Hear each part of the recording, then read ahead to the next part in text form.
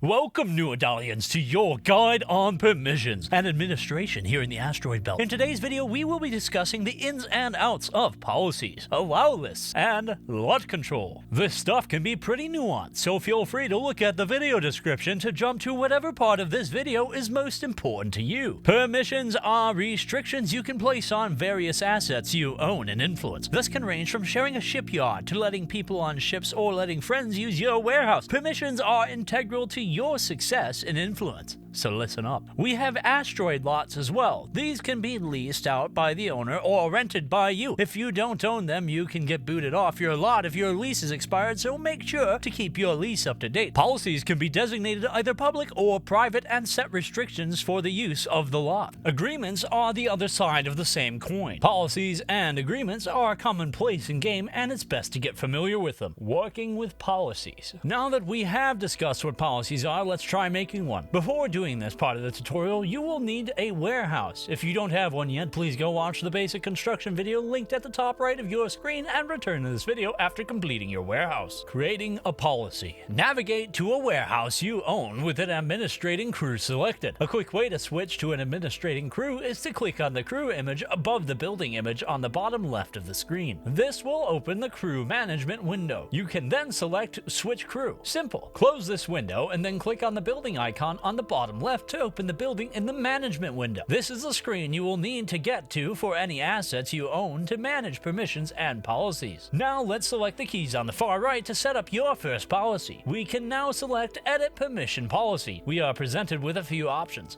private, public, and prepaid lease. Private policy means it's policy limited to this crew. Public policy means it's rules set for anyone that comes to this facility, and prepaid policy means it's rights that can be granted to crews that pay a monthly fee. Let's select prepaid. We are now presented with the price, minimum period, notice period. Price is the amount of sway someone will pay for these permissions. Minimum period is the minimum amount of time you are willing to accept someone's purchasing these rights for, and minimum notice is the minimum amount of time you will give someone before canceling the contract early if you ever choose to do so, which you can do from this same menu. Other policies can be made in a similar way but are not involving fees to have them. You are granting them at will. There is also the custom policy. However, this is a complex topic and the option is for advanced users and developers to implement custom leasing terms, and you are better suited to come join our Discord to get help with that. Accepting leases. This section will be short. You've probably already accepted a lease for a lot after completing the basic construction tutorial, so we're going to get a lease for a building this time. Find a shipyard someone else owns you would like to use and navigate to the permissions page for that building. Then click on the I button on the right of the screen. Click the caret under building permissions. We have options for run process and assemble ships. We will need both contracts to use all of the facilities,